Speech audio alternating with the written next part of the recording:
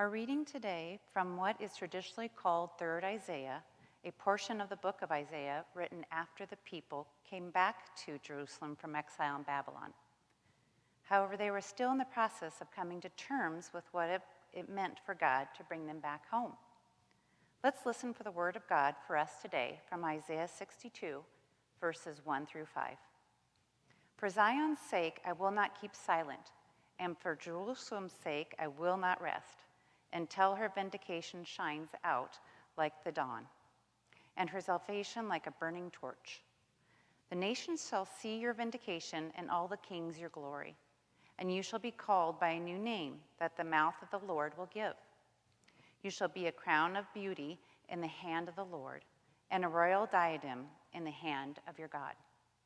You shall no more be termed forsaken, and your land shall no more be termed desolate. But you shall be called, my delight is in her, and your land married.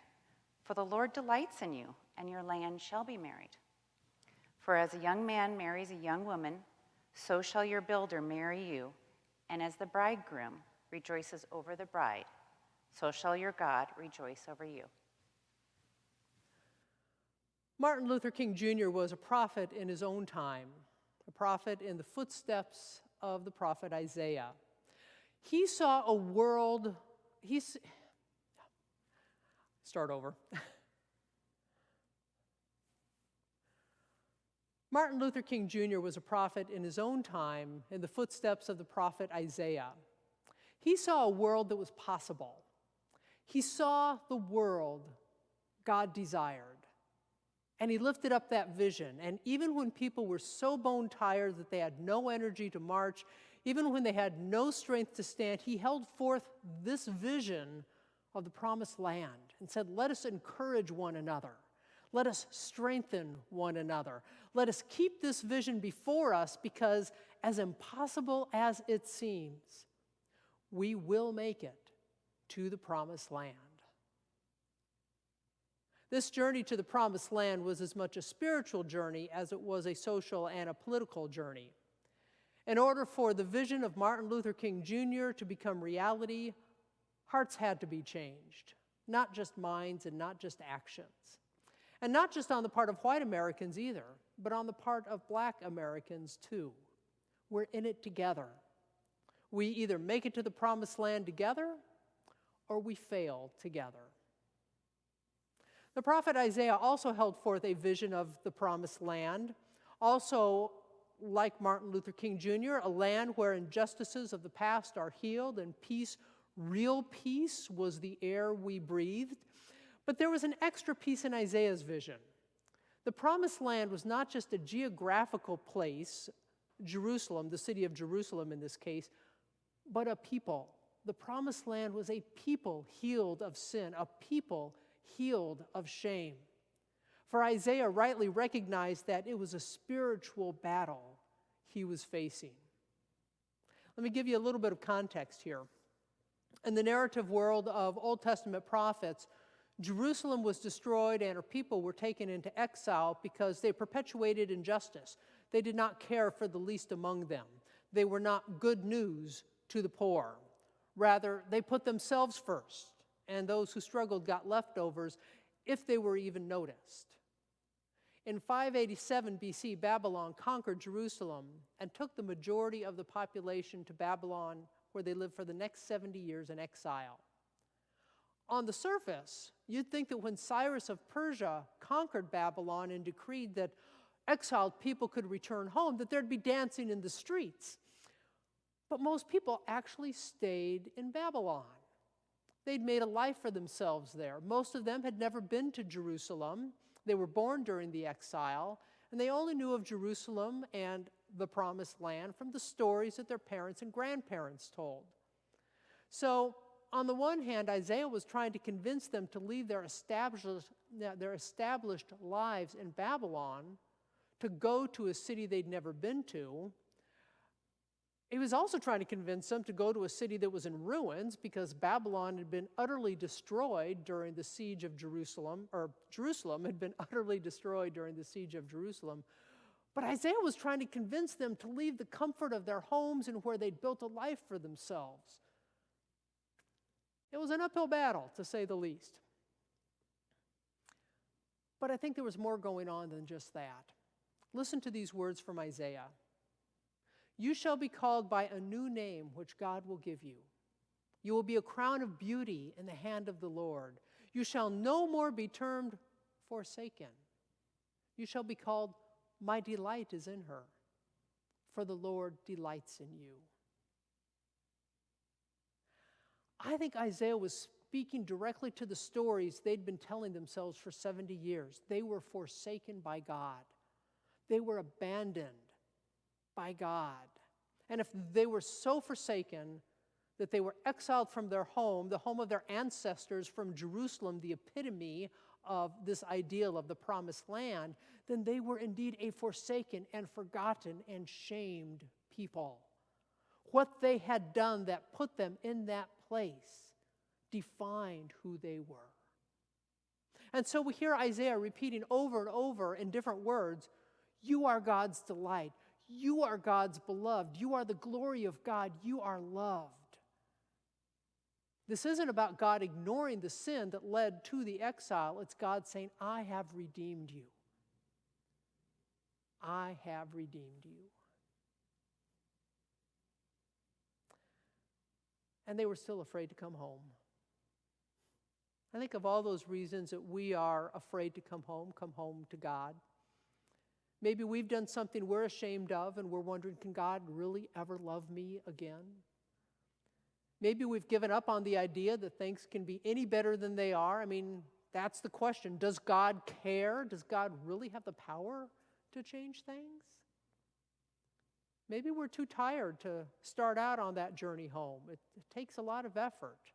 It takes rethinking who we are and how we're going to live. It means changing habits, changing what we do when we wake up in the morning. And I don't know about you, I'm tired. So, maybe tomorrow, maybe next year. Maybe when I retire, I'll think about taking that kind of a journey. Maybe we've been hurt by those who claim to speak for God. And if that's what God's people are like, then either that must be what God is like, or maybe there's just no God, no place to come home to. Or maybe we've grown up with a distorted picture of God who's not loving, in which case, why would we ever want to go home to a God who doesn't love us? And yet there's this longing in the human heart to belong, this longing to know that we're loved, to know that we matter, this longing to know that the world as it is not the way God intends it.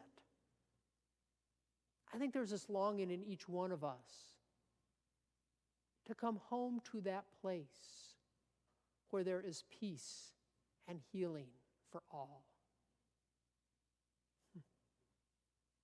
Maybe we should stop listening to all of those voices that distort our understanding of who we are and that distort our vision of God and the world as God intends.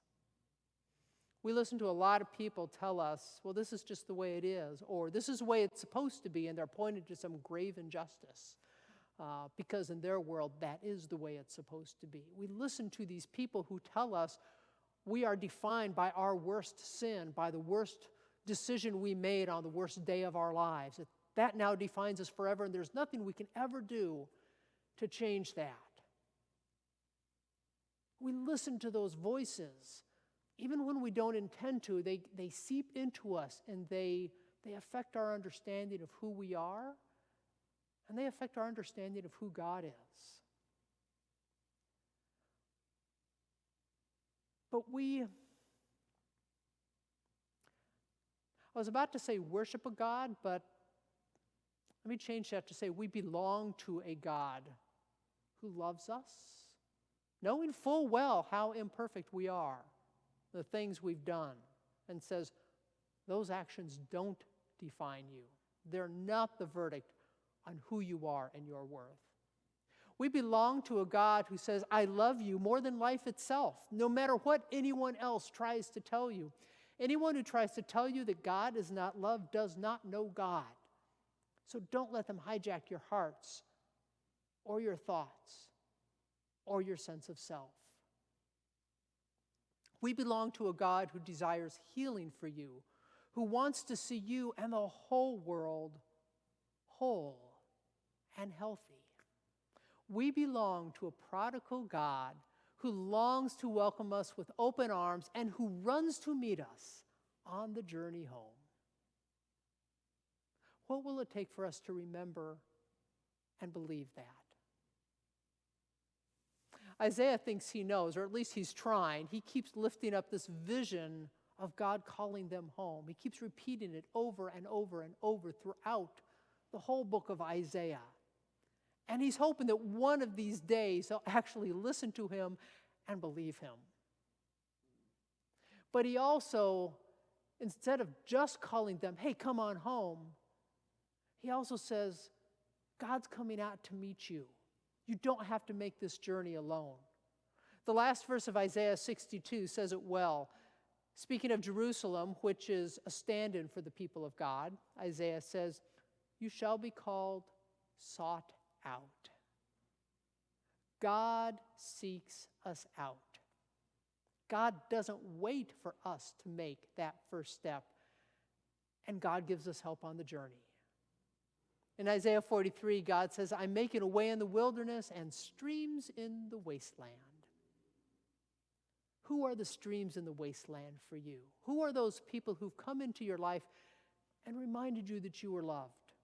Who are those people who've stood by you and helped you through difficult times?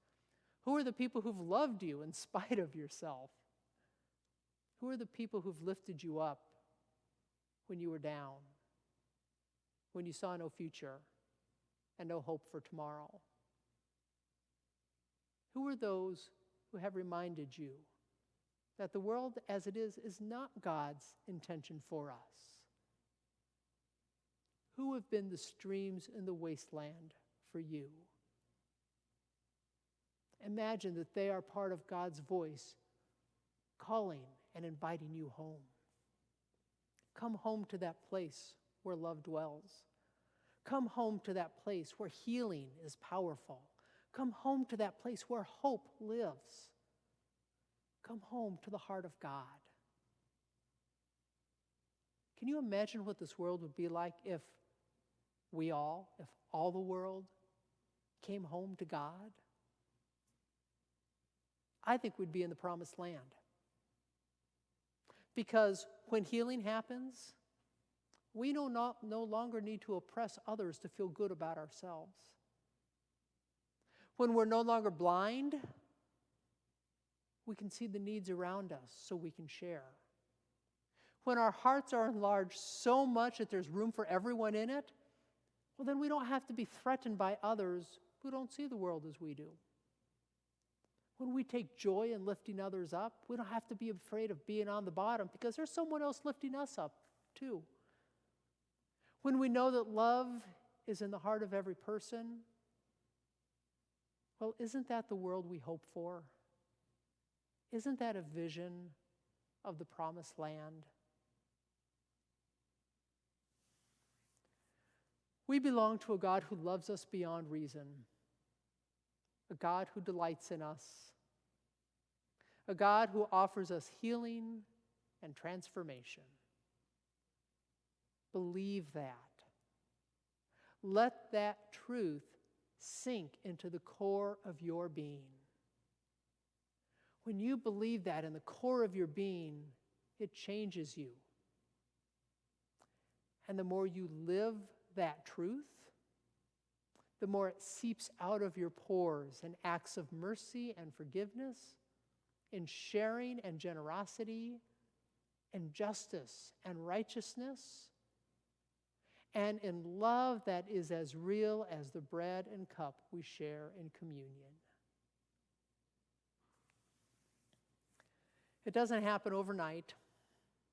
Some of us have a lifetime of false messages to overcome and some pretty deep wounds that we're probably afraid to expose to the air. For most of us, this is going to be a slow journey to the promised land, even to a little tiny taste of it in our own lives. But you know, the speed doesn't matter. It doesn't matter how fast or slow we go. Only that we're on the journey. only that we're on that journey into the heart of the God who loves us more than life itself. As we walk that journey, let's invite someone else to join us. Give them a taste of that promised land we hope for. Amen.